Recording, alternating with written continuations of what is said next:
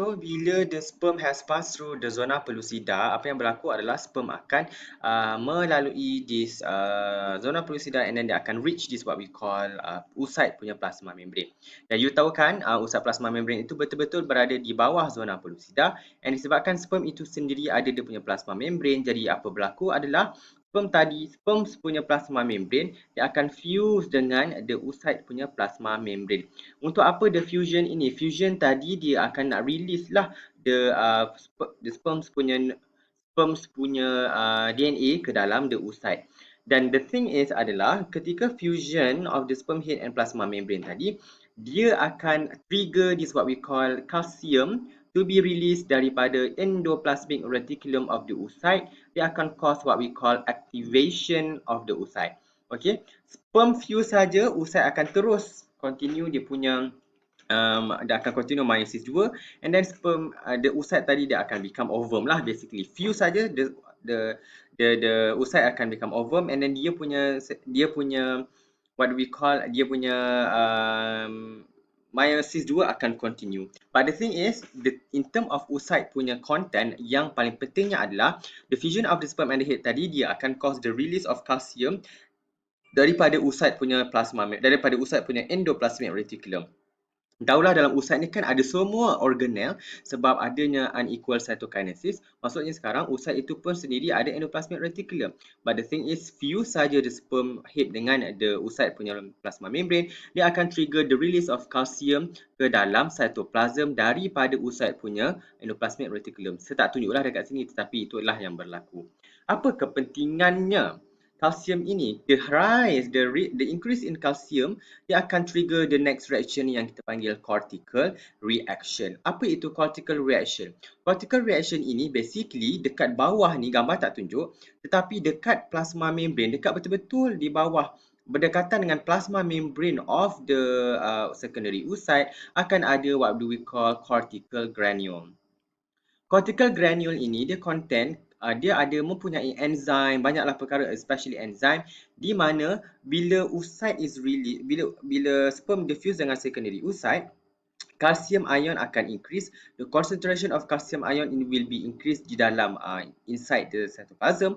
Dan you kena tahu, ingat balik exocytosis dalam chapter 2 saya dah explain, calcium ion dia akan promote exocytosis.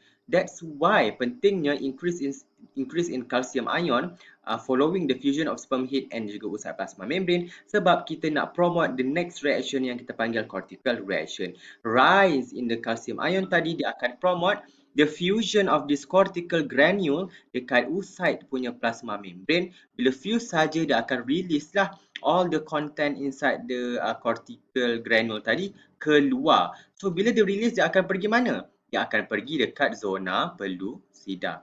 Okay, calcium release promotes cortical granules to fuse with the plasma membrane dan the content release from the cortical granule tadi, apa function dia? Dia akan mengeraskan, it will hardens the zona pellucida. Okay, dia akan keraskan di zona pellucida. Apa kepentingan this cortical reaction? Disebabkan satu sperm dah fuse dengan ada oocyte plasma membrane, terus ada this cortical reaction. Now, sekiranya ada sperm yang sedang melalui zona pellucida, terus this jelly layer become keras, dia jadi semen. Boleh tak another sperm pass through? Tak boleh. This is to prevent the polyspermy, the fertilization, adanya the fusion of more than one sperm. Okay, this to prevent penetration of another sperms. Itulah kepentingan cortical reaction. Bila ada saja increase in the calcium ion, akan adanya promote exocytosis of cortical granule. So basically akan ada cortical reaction. The content yang di-release daripada cortical granule tadi akan mengeraskan the zona pellucida, prevent another sperm from penetrating. So kita nak prevent polyspermy. Kalau ada polyspermy, you bayangkanlah. Now, let's say oocyte ni dah memang haploid. And then sperm ni, satu sperm tadi dah juga haploid. Now tiba-tiba tidak ada cortical reaction, tidak ada pengerasan of the zona pellucida. So akan another sperm akan masuk. Now dia bawa lagi haploid. Now you boleh nampak in term of ploidy number, this zygote, this embryo dia akan become 1, 2, 3, 4, become tetraploid. Adakah itu normal for human being? Tidak. Itu bukan sunnatullah, itu bukan kejadian Tuhan, itu bukan aturan Tuhan. So memang sekiranya ada polyspermy, this fertilization tidak akan berjaya. We're gonna call it unsuccessful because adanya polyspermy, this fertilized eggs tadi tidak akan hidup. Memang akan mati dikeluarkan ketika the next period of the perempuan, the next menstrual cycle. Bukan aturan Tuhan. Hanya akan pastikan hanya satu sperm masuk, the rest of the sperm will be prevented from entering following the cortical reaction. Kita nak prevent penetration of the sperm, kita nak prevent polyspermy, dan apa kepentingannya? Kita nak prevent polyploidy lah sayang. Kita nak prevent polyploidy. Kalau ada polyploidy, adakah embryo ni akan survive? Tidak. So kita nak memastikan embryo itu fertilized to survive dengan cara apa? Kita nak prevent polyploidy dengan cara kita prevent polyspermy. So inilah kepentingan the cortical reaction. We want to prevent polyspermy to prevent polyploidy embryo from forming. Okay? So kalau kita tengok upon fertilization, you boleh nampak adanya diffusion of this one sperm entering the they dah hydrolyze the zona pellucida, and then they started to fuse with the oocyte's plasma membrane. Once they fuse, what happen is that this cortical granule tadi will be released outside to the zona pellucida, and the zona pellucida tiba-tiba daripada jelly, they become cement. They become sangat keras. So dia akan prevent another sperm from entering, and then dia akan prevent polyspermy lah. Okay? Harden the jelly coat, prevent another sperm's entry. Basically, dia akan prevent polyspermy. So, ini adalah the fertilization in details. Yang mana following, lepas saja dia pass through the corona radiata, sperm tadi akan start to pass through the zona pellucida, akan ada acrosomal reaction which hydrolyze the zona pellucida. Kemudian sperm tadi dia akan start to fuse, basically dia akan start to fuse dengan oocyte plasma membrane, and then the secondary oocyte, once the fusion of the secondary oocyte fuse saja, apa berlaku? Akan increase in calcium ion. Bila increase in calcium ion means that the rate of exocytosis will be increased. So basically akan ada banyak exocytosis of what? Cortical granule yang memang ready betul-betul di bawah oocyte plasma membrane. Dia memang sedia saja. Fuse saja sperm, increase calcium ion, terus this cortical granule will be released, akan adanya cortical reaction yang akan mengeraskan the zona pellucida. And actually satu benda adalah cortical granule tadi juga dia akan menyebabkan zona pellucida tadi tercabut. Dia akan cut the receptor of zona pellucida. Okay, menyebabkan zona pellucida itu actually tercabut daripada, move away from the oocyte plasma membrane. This one kita tak go into detail lah. Ada dua perkara, kita hanya sentuh satu sahaja, di mana cortical granule akan menyebabkan zona pellucida akan harden, which prevent polyspermy. Yang ni kita tak discuss lah in your syllabus. Okay, and eventually bila dah fuse saja the sperm head, akan adanya fusion of sperm's nucleus and eggs nucleus akan fuse. So akan adanya, which dia akan trigger oocyte to complete meiosis 2 to become ovum, and then akan adanya restoration of diploid number. Diploid number is restored and adanya after resumption of meiosis 2. Now akan adanya zygote yang akan diploid lah. So this one akan eventually dia akan develop and become you lah. Consequences of fertilization and restoration of normal diploid chromosomes complement. Okay, daripada akan adanya restoration of 46 chromosomes, akan ada 23 pair, di mana 22 pair of autosome plus satu pair of sex chromosome yang akan menentukan jantina adalah lelaki, the father itself. Okay, kalau dia ada perempuan, dia adalah 44 tambah XX. Kalau dia perempuan this one, kalau dia lelaki adalah 44 autosome plus XY.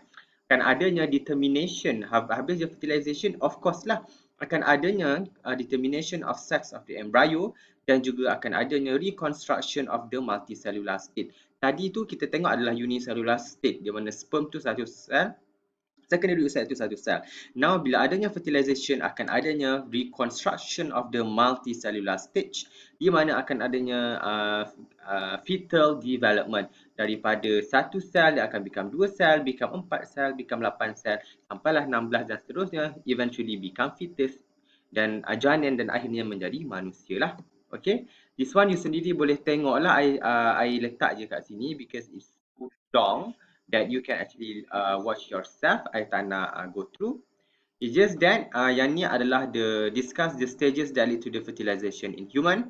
Yang ni saya dah letakkan sekali the past year question and dia punya jawapan. Don't share this with anyone. So you married lah. Apa yang saya explain tadi saya dah ringkaskan in the form of answers in the PSPM. So you married lah. And then tolong tengok video tadi because it's more jelas. If maybe you're not understanding what I was saying, kurang faham ke apa, you may watch the videos. But I tak nak tunjuk because 5 minit so dia akan makan masa lah. Yang this one you boleh baca sendiri and you boleh tengok sendirilah what are the things happen here kan. Okay.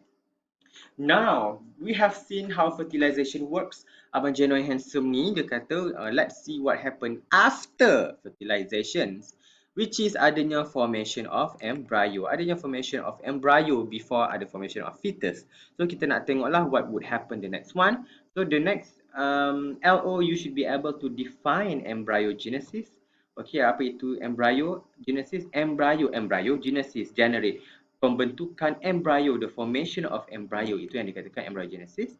Dan ia terdiri daripada beberapa stages, bukannya daripada satu sel tu gerebuk je dah awak, tidak. Dia akan adanya proses cleavage, which is formation of morula, blastocyst and gastrula, and then adanya formation of organ pula, di mana daripada certain cell inside the embryo dia akan become the organs in the body, and juga awak kena tahu jugalah apakah contoh organ yang akan terhasil daripada certain tissues. Yang ni you tak perlu explain, you hanya perlu tahu saja. Let's say ectoderm become skin, ectoderm become nervous system, macam tu kita akan tengok.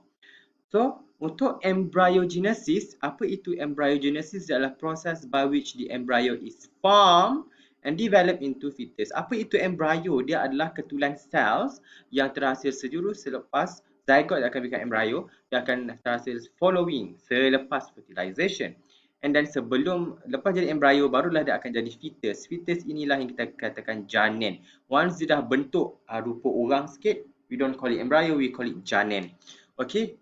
During the process of this, for the embryogenesis akan ada 3 main stages. The first one adalah cleavage, iaitu a series of mitotic divisions without growth, tanpa ada pembesaran. Cleavage ni adalah series of mitotic division di mana dia akan form daripada zygote become morula, morula become blastula, nanti kita akan tengok, ataupun blastocyst. Kemudian akan adanya proses formation of 3 germ layer yang kita panggil gastrulation. Dia akan allow the ball of cell daripada blastula become gastrula. Kemudian bila dah ada 3 germ layer, apa itu germ layer? Nanti saya akan explain.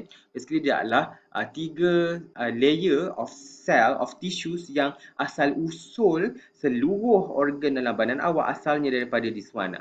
3 tisu yang utama yang awal-awal terhasil. Nanti kita akan tengok. Dan daripada sini, these 3 germs layer dia akan become different organs. Dan this process kita panggil organogenesis. Dan the things that the figures that we call during this organogenesis adalah neurula sebab adanya formation of the backbone dan sebagainya. So ingat there are 3 main stages. Cleavage di mana sel tu daripada 1 sel become 2 sel, 2 sel become 4 sel, 4 sel become 8, 8, 16, 32, itu adalah cleavage di mana tidak adanya growth, tidak adanya perkembangan, pembesaran, yang ada hanyalah division saja. Daripada morula become blastula. Kemudian these cells dia akan start to differentiate kepada 3 different germ layer, iaitu tissues asal usul kepada segala kejadian awak, through the process of gastrulation, allowing the blastula to form gastrula. Kemudian bila dah ada these 3 germ layer, setiap germ layer tadi dia akan give rise to different organs through the process organogenesis. Daripada gastrula dia akan become neurula. Okay. Dan inilah dia following the fertilization akan adanya this one adalah fertilization, akan adanya zygote formation di mana sperm cell nucleus dan juga egg cell nucleus akan fuse. So dia akan adanya formation of this, akan adanya restoration of this